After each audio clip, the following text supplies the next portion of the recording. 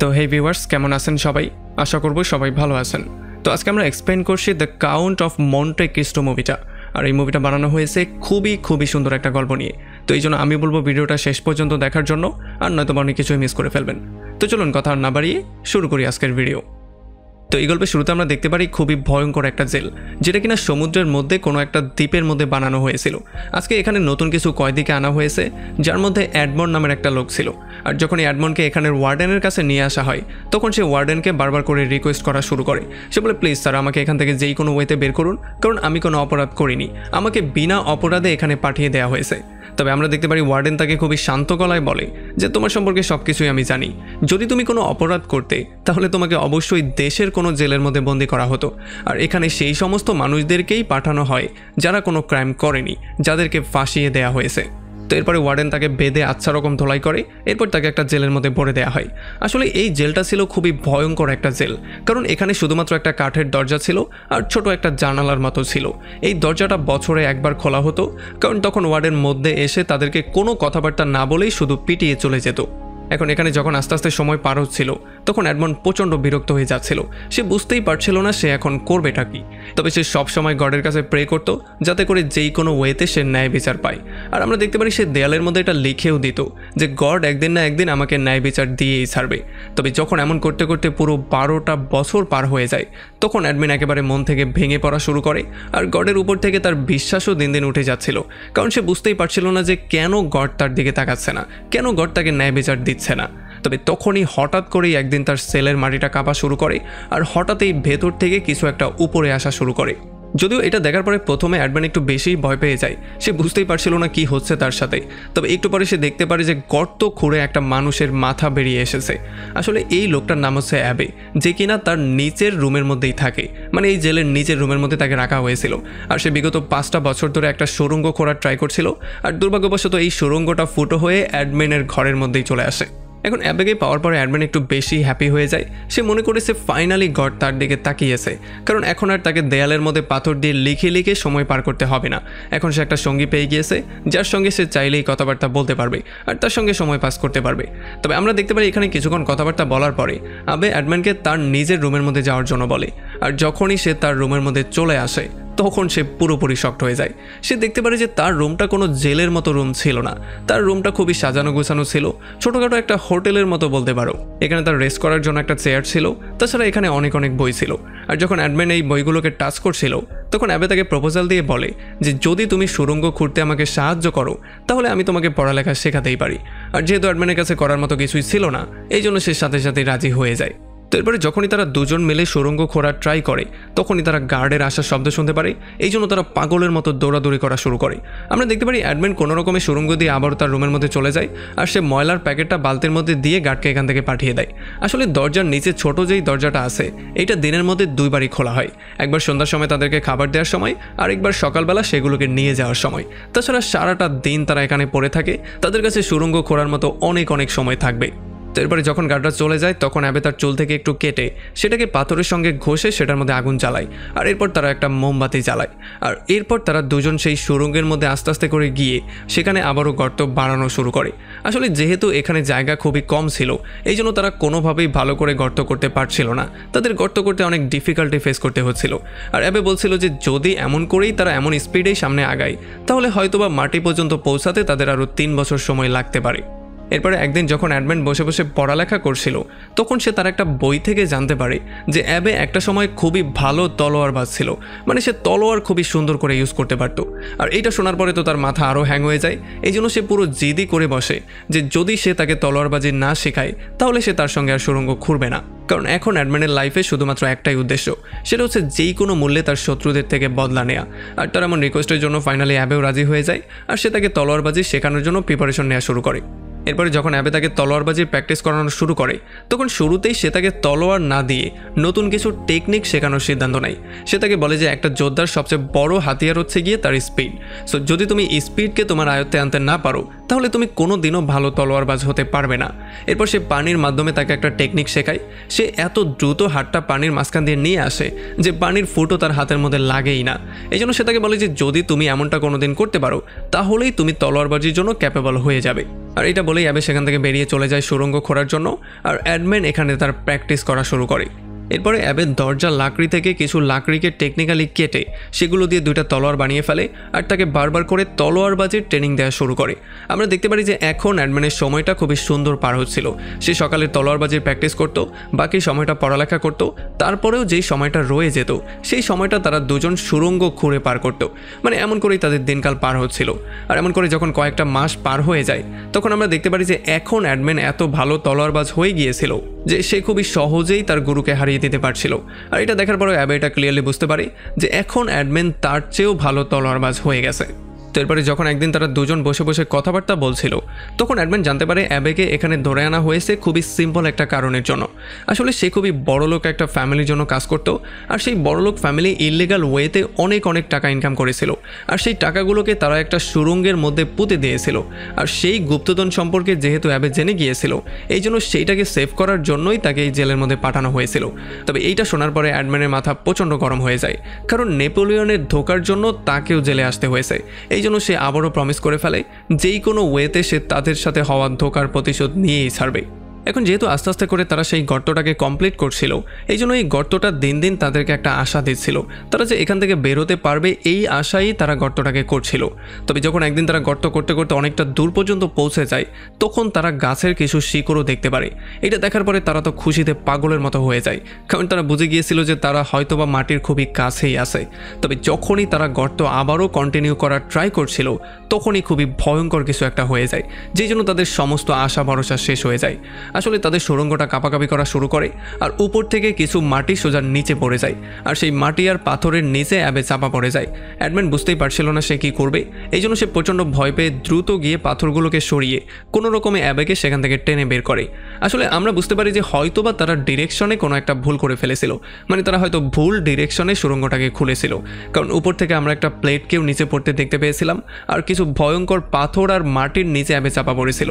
এখন যেহেতু খুবই বড় একটা পাথর অ্যাবের বুকের উপরে পড়েছিল এই জন্য অ্যাবে প্রচণ্ড আহত হয়ে গিয়েছিল।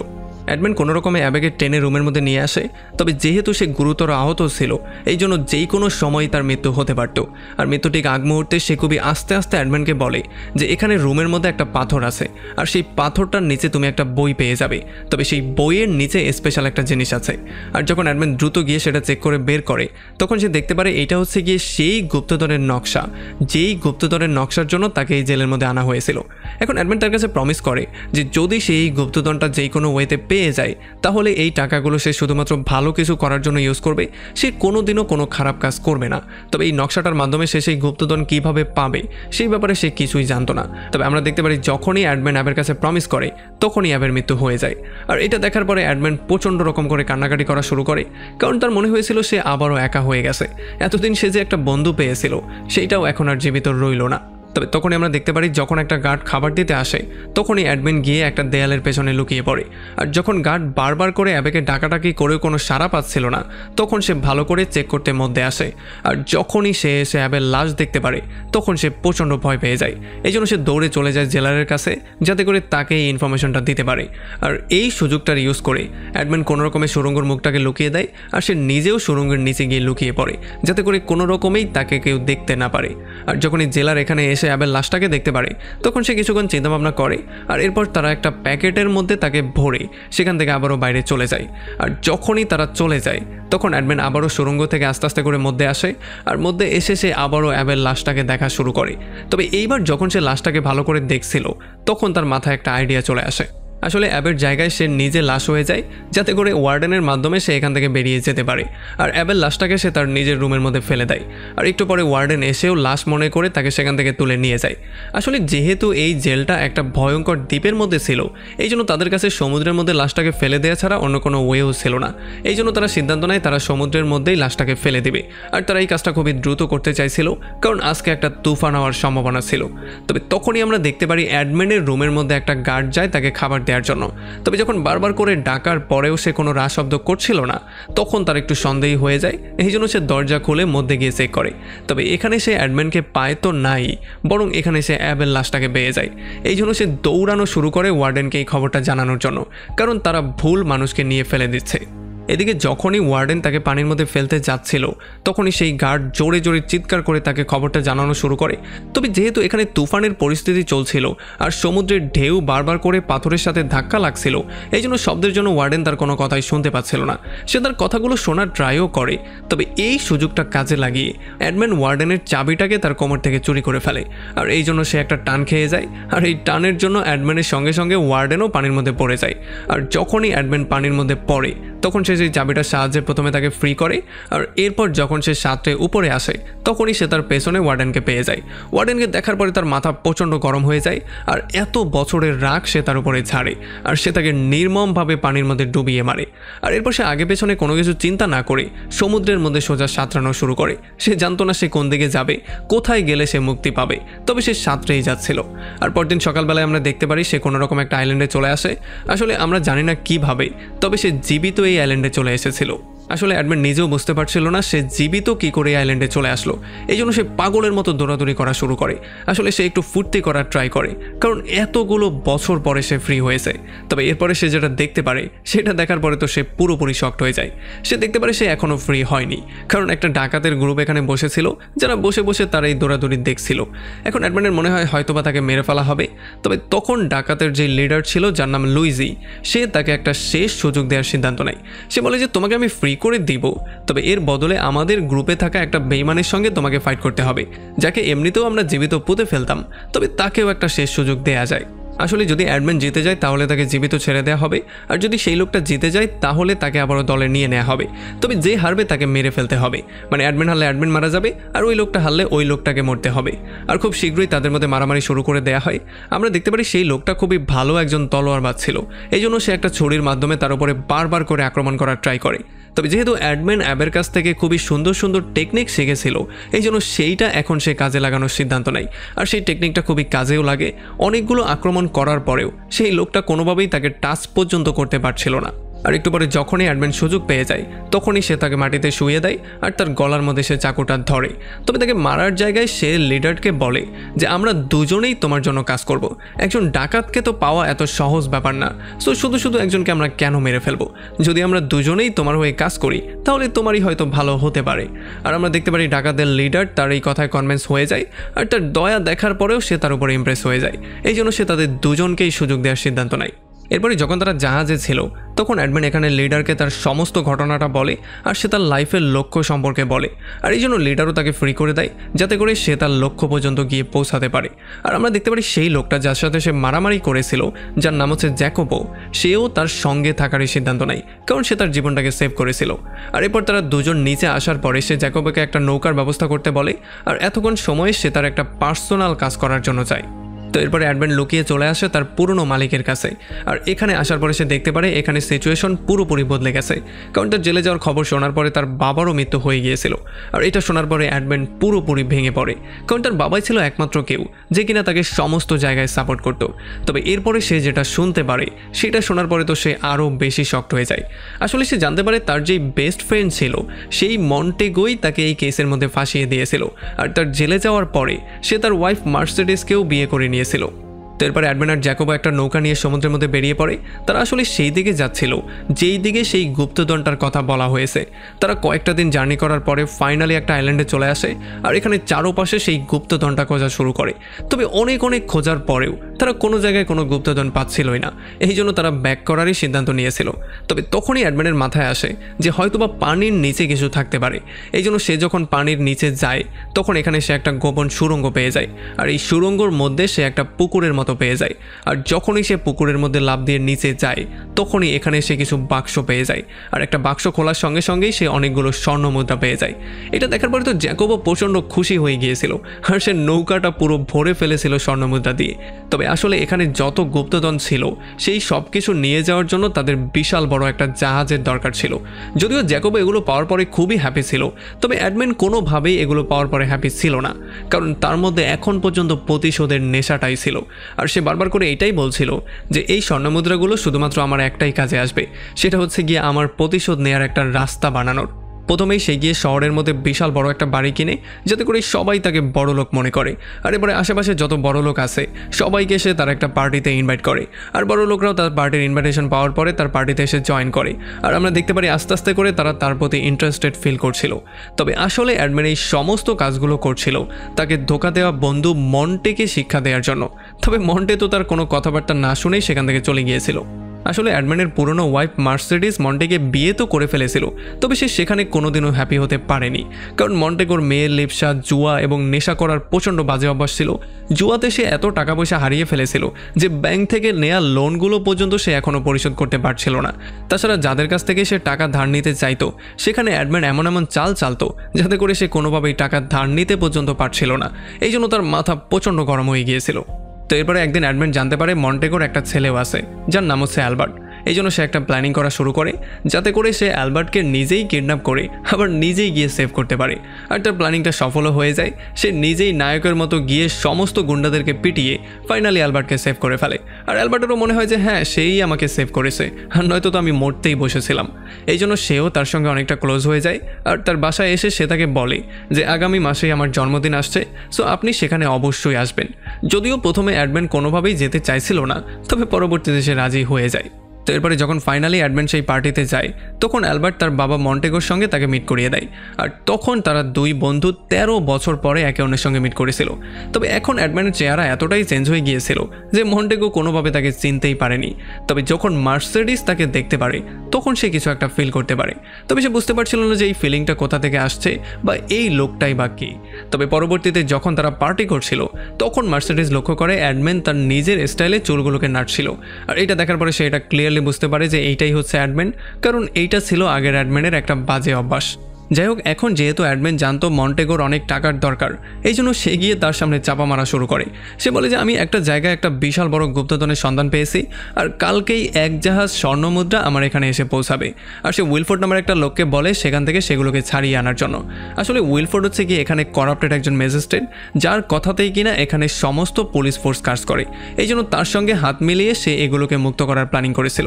তবে যখন এখান থেকে অ্যাডম্যান চলে যায় তখন রাতের বেলায় উইলফোর্ড মন্টেগোর সঙ্গে মিলে এখানে তার স্বর্ণের জাহাজটা আসার আগেই লুট করার প্ল্যানিং করে। আর এই প্ল্যানিংটা শোনার পরে মন্টেগো তাকে বলে যে আমার কাছে একটা লোক আছে যে কিনা এই কাজটা করতে পারে। আসলে তখন আমরা জানতে পারি যে অ্যাডম্যানকে জেলে পাঠানোর পেছনেও এই তিনজনেরই হাত ছিল।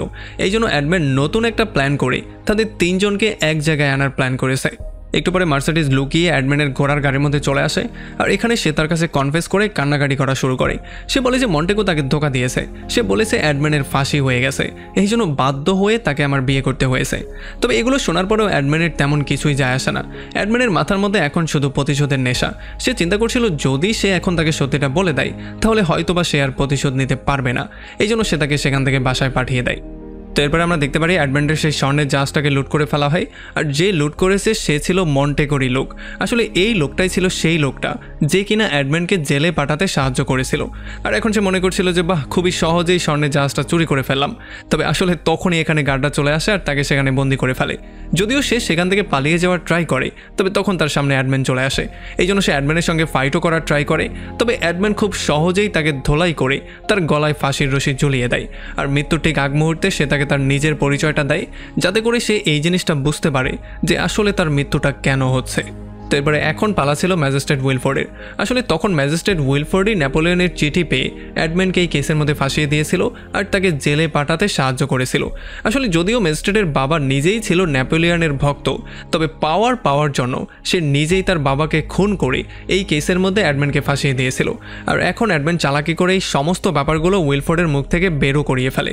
আর উইলফোর্ডও ফরফর করে সমস্ত ব্যাপারগুলো বলে দেয়, কারণ সে এটা খুব ভালো করেই জানতো যে অ্যাডম্যান কোনোভাবেই এইটা কোর্টে গিয়ে প্রমাণ করতে পারবে না। তবে আসলে এখানে পুলিশ আর জাজ অলরেডি ছিল, যারা সমস্ত ব্যাপারগুলো শোনার পরে তাকে অ্যারেস্ট করে সেখান থেকে নিয়ে চলে যায়। এখন বেচারা মন্টেগো যে কিনা পুরোপুরি কাঙাল হয়ে গেছে, সে এখান থেকে পালিয়ে যাওয়ার ট্রাই করে, তবে মার্সিডিজ তার সঙ্গে যাওয়ার জন্য সরাসরি না করে দেয়। আর মার্সিডিজ তাকে এটাও ক্লিয়ার করে জানিয়ে দেয় যে তাদের যেই ছেলে অ্যালবার্ট আছে সে আসলে তাদের ছেলে না, সে হচ্ছে তারও অ্যাডম্যানের ছেলে। কারণ যখন অ্যাডম্যান জেলে গিয়েছিল তখন সে প্রেগনেন্ট অবস্থায় ছিল, এই জন্যই বাধ্য হয়ে সে মন্টেগোকে বিয়ে করেছে, আর নয়তোবা মন্টেগোকে সে কোনোদিনও বিয়ে করতো না। আর এটা শোনার পরে মন্টেগো মন্টেগোর মাথা প্রচণ্ড গরম হয়ে যায়, সে এখানে ভাঙচুর করা শুরু করে। তবে তার কাছে কোনো অপশনও ছিল না, এই জন্য সে একটা ঘোড়ায় করে সেখান থেকে দ্রুত পালিয়ে চলে যায়। সে চলে আসে একটা পুরনো জায়গার মধ্যে, যেখানে তাদের চুরি করা সমস্ত জিনিসগুলো তারা লুকিয়ে রাখতো। তবে এখানে যখন সে প্রথম সিন্দুকটা খোলে তখন সেটার মধ্যে বালু পায়, আর প্রত্যেকটা সিন্দুকের মধ্যেই কিছু না কিছু ছিল, মানে তাদের স্বর্ণ মুদ্রাগুলো এখান থেকে কে যেন গায়েব করে দিয়েছিল। আর একেবারে শেষ সিন্দুকটার মধ্যে সে একটা দাবার গুটি পেয়ে যায়, যেটা কিনা মন্টেগোই অ্যাডম্যানকে একটা সময় দিয়েছিল। আর এইটা দেখার সঙ্গে সঙ্গে সে এটা ক্লিয়ারলি বুঝতে পারে যে আসলে সেই লোকটা ছিল অ্যাডম্যান। আর তখনই অ্যাডম্যান তার সামনে চলে আসে। তবে অ্যাডম্যানকে দেখার পরে প্রচণ্ড রাগের মাথায় এসে সে তার তলোয়ার বের করে অ্যাডম্যানকে মারার ট্রাই করে। তবে অ্যাডম্যানের সাথে সে কোনোভাবেই পারছিল না। অ্যাডম্যান এক পলকের মধ্যেই তার তলোয়ারটা তার থেকে তার নিজের হাতে নিয়ে নেয় আর তাকে দেয়ালের সঙ্গে রেখে তাকে মেরে ফেলারই ট্রাই করে। কিন্তু একেবারে শেষ মুহূর্তে অ্যালবার্ট তাদের দুজনের মাঝখানে চলে আসে, আর সে এসে বলে যে আমি যেই কোনো ওয়েতে আমার বাবাকে সেভ করেই ছাড়বো। আর এই সুযোগটার ইউজ করে মন্টেগো তার বন্দুকের মধ্যে একটা বুলেটও ঢুকিয়ে নেয়। তবে তখনই এখানে মার্সিডিজ চলে আসে, যে কিনা এসে অ্যাডম্যানকে জানিয়ে দেয় যে অ্যালবার্ট আসলে তার নিজেরই ছেলে। এইটা শোনার পরে তো অ্যাডম্যান পুরোপুরি শকড হয়ে যায়। কিন্তু তখনই এই সুযোগটার ইউজ করে মন্টেগো তাদের উপরে গান পয়েন্টে করে আর এখান থেকে পালিয়ে যাওয়ার ট্রাই করে। তবে তখনই জ্যাকবও তার প্র্যাকটিসের ইউজ করে একটা তলোয়ার তার দিকে ছুঁড়ে মারে, যেই জন্য তার নিশানা অন্যদিকে চলে যায়। তবে তবুও গুলিটা গিয়ে মার্সিডিজের কাঁধে লাগে, আর এই সুযোগটার ইউজ করে সে সেখান থেকে পালিয়ে যাওয়ার ট্রাই করে। তবে অ্যাডম্যান তাকে ফলো করে তার কাছ পর্যন্ত চলেই আসে, আর যখনই সে তাকে মারতে যাচ্ছিল তখন মন্টেগো ঘোড়ার উপর থেকে তার উপরে আক্রমণ করার জন্য তার হাত থেকে তার তলোয়ারটা পড়ে যায়। যেমন আমরা দেখতে পারি এখন মন্টেগো উইন হওয়ার পর্যায়ে ছিল। তবে একেবারে শেষ মুহূর্তে অ্যাডম্যান মন্টেগোর উপরে আক্রমণ করে তাকে সেখানেই মেরে ফেলে। আর যখনই সে তার প্রতিশোধ নিতে সফল হয়ে যায় তখন সে পুরো পাগলের মতো হয়ে যায়, কারণ সে বুঝতেই পারছিল না এখন সে কী করবে।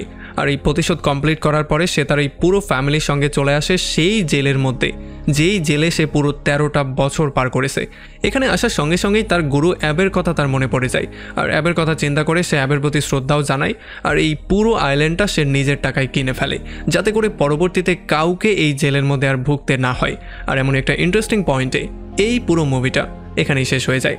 তো আমাকে কমেন্ট করে জানান কেমন লাগলো ভিডিও। যদি ভালো লাগে তাহলে অবশ্যই একটা লাইক করবেন, আর যদি এখনও আমাদের চ্যানেলটা সাবস্ক্রাইব করে না থাকেন তাহলে প্লিজ করে ফেলুন। তো আমাদের দেখা হবে অন্য কোনো ভিডিওতে অন্য কোনো একদিন। Till then, take care.